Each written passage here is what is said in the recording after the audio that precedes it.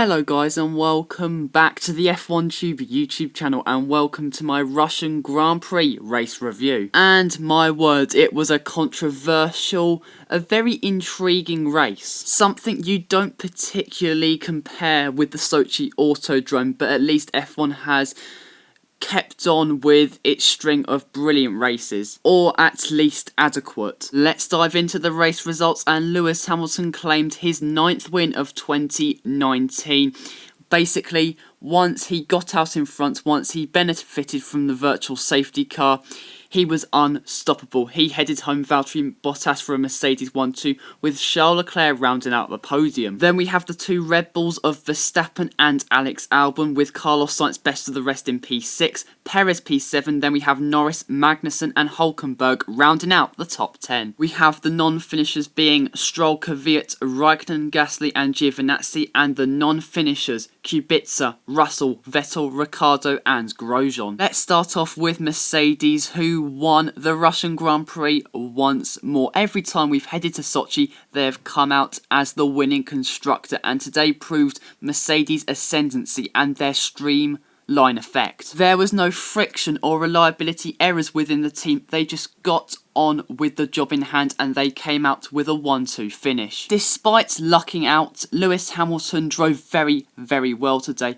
On the medium compound of tyres in that first stint, he was able to stick with the Ferraris and did a very good job. And when he was given the opportunity, he excelled. Similar to Sebastian Vettel last week, he took every possible opportunity and succeeded. Valtteri Bottas P2, he lost a place at the start. He lost out to Carlos Sainz and he basically lost a heap of time there. And even after the safety car, Bottas was never able to mount a challenge on Lewis Hamilton, but I guess it's good for him to come out with a second place finish. But I did expect a lot more of Valtteri this weekend. Now, the moment you've all probably been waiting for, Ferrari. My word, how it went so wrong. Let's just dive into it. Vettel jumps from P3 to P1 at the start. Apparently, Ferrari gave orders to Leclerc to tow Vettel into the lead, given that the German would lend back P1 to Leclerc, but that never happened, and that's where it all got a bit nasty. Despite providing scintillating pace, Vettel was given the team orders, but he ignored them. So this basically meant if Ferrari wanted to get Leclerc ahead of Vettel, they would have to undercut Leclerc on Vettel.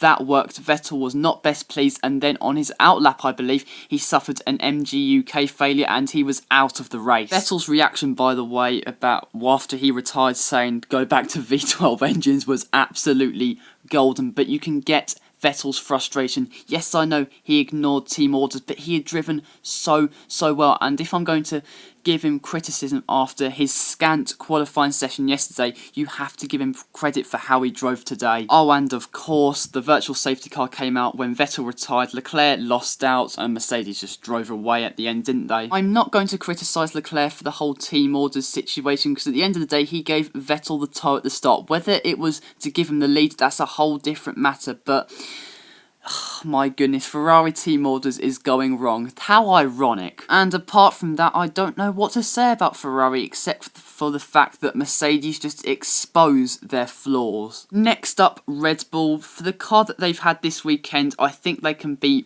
happy. Max P4, Alex Albon fighting back to P5. Yes, he did benefit from the safety car, but he's got to take that opportunity, and some decent points for Red Bull in the end. Next up, McLaren best of the rest with Carlos Sainz P6. The Spaniard shown again why he's been one of the best drivers this season, certainly the best midfield driver this season.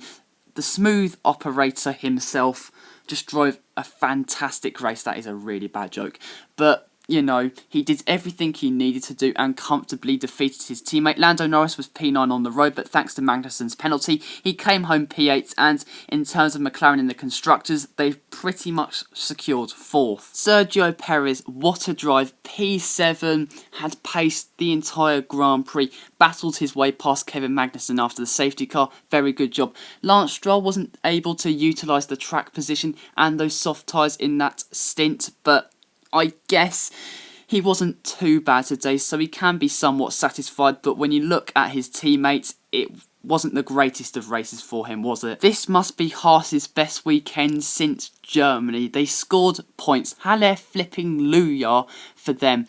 But that was courtesy of Kevin Magnussen. He benefited from the safety car. He got a 5-second time penalty, demoting him from 8th to 9th.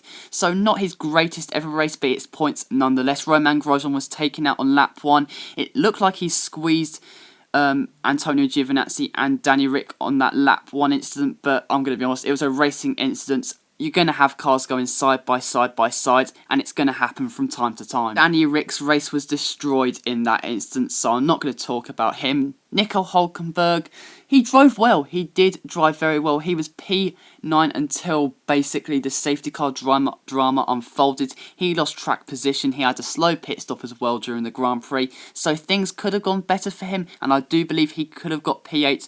But he's now level on points, I believe, with Danny Rick in the standings, showing that Hülkenberg is very much a proven driver in the F1 field. Let's keep it as brief as possible. Toro Rosso and Alfa Romeo did not have enough pace to score points. After having their first retirement of the season last time out in Singapore, both drivers retired from this Grand Prix.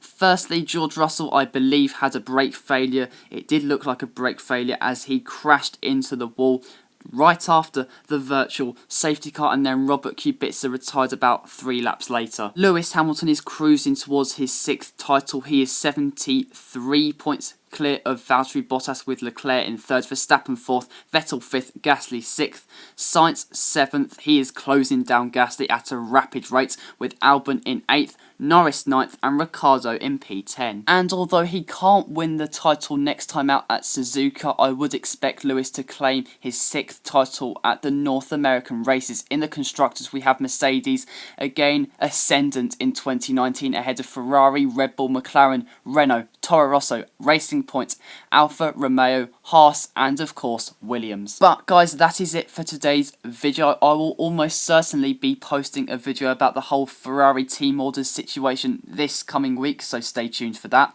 Please like this video, comment down below what you thought of this video, the whole Ferrari team orders situation and the Grand Prix itself, and please subscribe to the F1 Tube YouTube channel for more content like this.